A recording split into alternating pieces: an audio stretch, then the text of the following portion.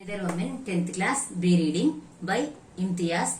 She was born in Pakistan, Lahore, but she was brought up in Scotland. Okay. Now the characters. What are the characters in the poem? A woman, mother-in-law, husband, and the theme is domestic violence. Backdrop is house, market, and again house. Okay. Moral. When the society doesn't respond, be bold and take your own step. When the society doesn't bother about you, why should you? Okay. These two are the moral of the poem we can take. Now let us go to the poem. All of you open your textbooks. Another woman. This morning she bought green methi in the market, choosing the freshest bunch.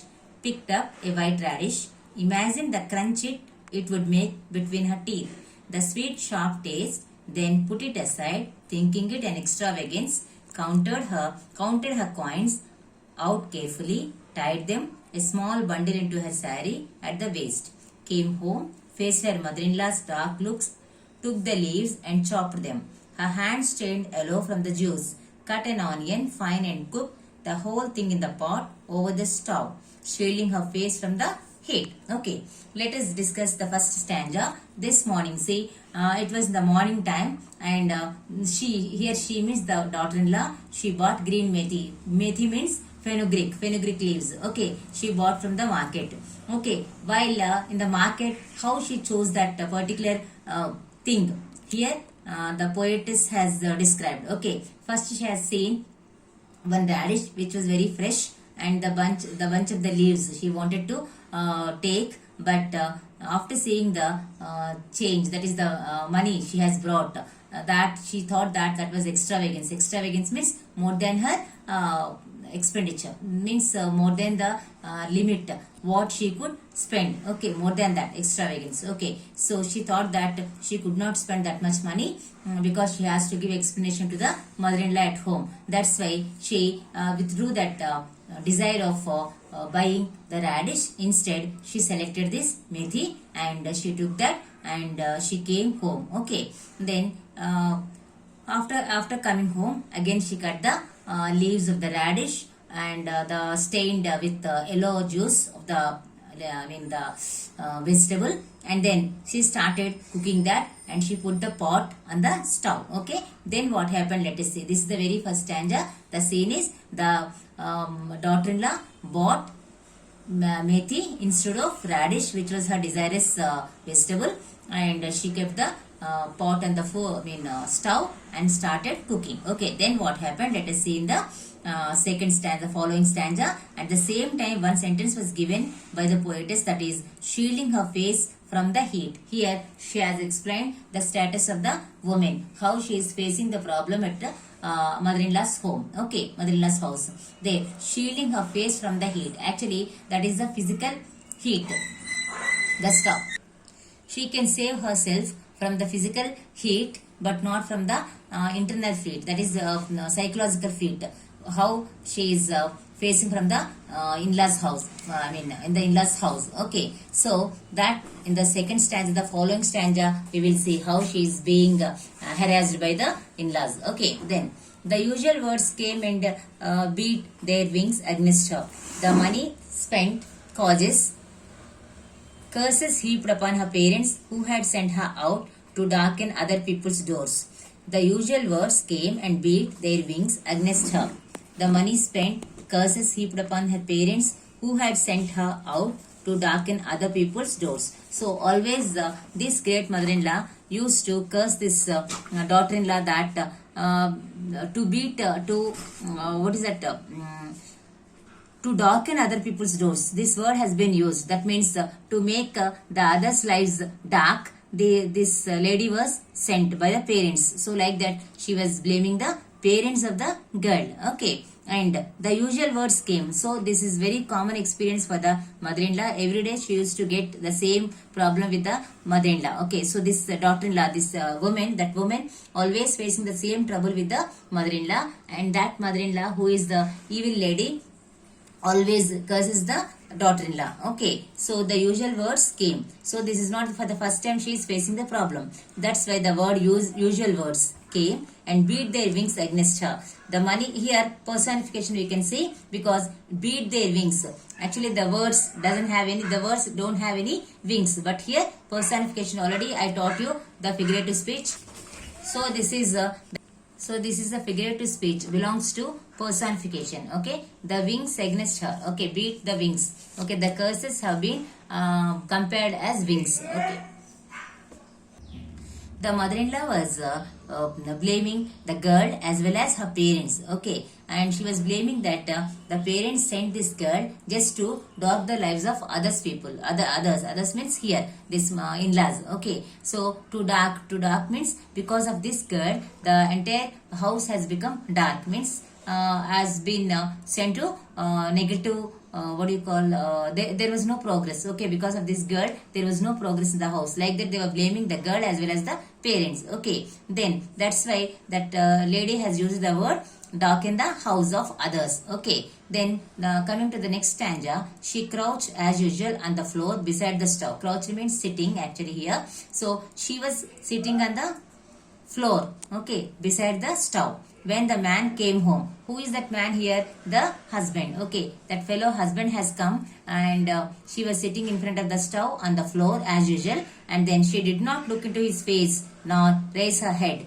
but bent her back a little more. See, after seeing the husband's face, or after knowing that the husband's entry, still she bent down on the floor because she did not want to see the worst fellow's face. Okay, so she did not take him into as a person, because she is not getting any concern even from that fellow, and he is not showing any love and affection towards this girl. That's why she did not even want to see that fellow's face. So still she bent her body down on the floor. Okay, so but bent her back a little more. Still she bent down because there was no help beyond that. More stress she would feel because of the presence of that fellow, worst fellow. Okay, then nothing gave her right to speak, because she was not having any voice to speak there. She's not having any right. She doesn't have any freedom there. That's why she still bent. Okay, because if she opens her mouth, there was no use. Even that husband's help is also not there. That's why she still bent her body. Then she watched the flame hiss up and beat against the cheap old pot. A wing of brightness against its blackened cheek. Once again I read. She watched the flame hissing up. Okay, the sound will come while water splits on the hot pot. Okay, so she watched the flame hiss up. The flame is coming up and beat against the cheap old pot. Okay, so cheap old pot, that shows that the status of the family there. Okay, then a wing of brightness against its blackened cheek. So here again this is personification. The pot appearance is compared to blackened cheek. Actually the pot surface is compared to the cheek of the pot. Okay, so this is cheek of a person, blackened cheek. So this is again personification here. She watched the flame hiss up and beat against the cheap old pot. A wing of brightness against its blackened cheek. So suddenly the dark pot has got some brightness because of the hissing of the flame. Okay, then this was the house she had been sent to. So to this house she was sent. That means this is actually the status of the house, and the same time the thinking of the people there. Okay, so the very narrow thinking of the people where she has to face every day the problem. Okay, this was the house she had been sent to, the man she had been bound to, the future she had been born to. See here, so the man she had been bound to. So to this fellow, who is the helpless fellow, who is the worst fellow, who doesn't have any brain and any heart. So this was the house she had been sent to. So to this meaningless house, to this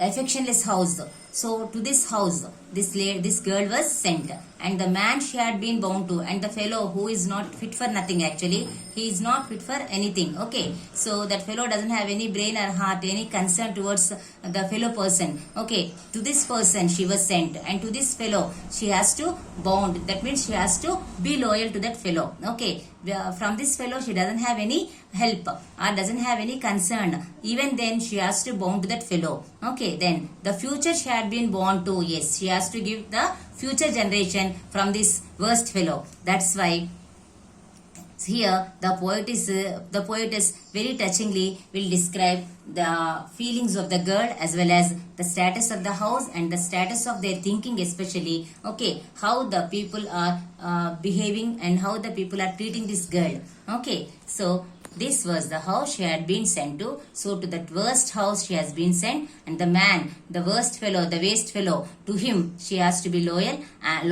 And the future she had been, even the future also will come from the same background, from the same circumstances, in that surroundings. Definitely the future will be in the same way. We cannot expect more than that. More good future will come from there, because the healthy atmosphere is not there for for the mental growth of a child. So no proper growth will be there. That's why this is the place where the future should not be a good future. Okay. So when the kerosene was thrown, just a moment of surprise, a brilliant spark. It was only choice that she had ever known, because she might not be a literate girl and she might not have any sound background or financially, might any one of the reasons, or she might be very much scared of the society, whatever it may be. But finally she has chosen the choice. She has taken the choice. What was the choice? Simply she threw the kerosene on her and she committed suicide. Okay, but it's very bad conclusion, because most of the girls are choosing that suicide, that choice. Actually this is not the good way of conclusion, but here the poetess is showing the society, how the child or girls are being received by the society. That she is showing, but she hasn't suggested any proper conclusion, and the fact she is showing here, that's all. Then another torch blazing in the dark, another woman. So here it is not an end, because this harassment towards the women, or the torture towards the women, has been started a long back. It is there from the beginning and there is no end. Still it is going on. That's why she has used the word another woman, another torch blazing in the dark. So one more woman has been burnt herself, but there is no change in the society. We shield our faces from the heat. So with this sentence she has the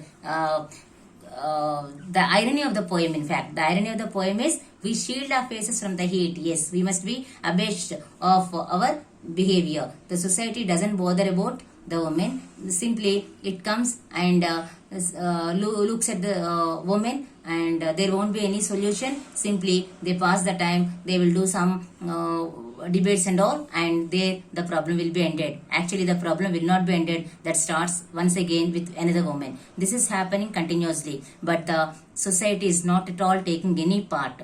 So here actually our moral here is, we must be bold and we should not bother about the society. When the society is not bothering about you, why should you bother about the society? So take your own step, be bold, be educative, and then always think of yourself and your future and about your children, but not about the fellow who is not at all helpful to you and who is the worst and waste fellow. Okay, thank you.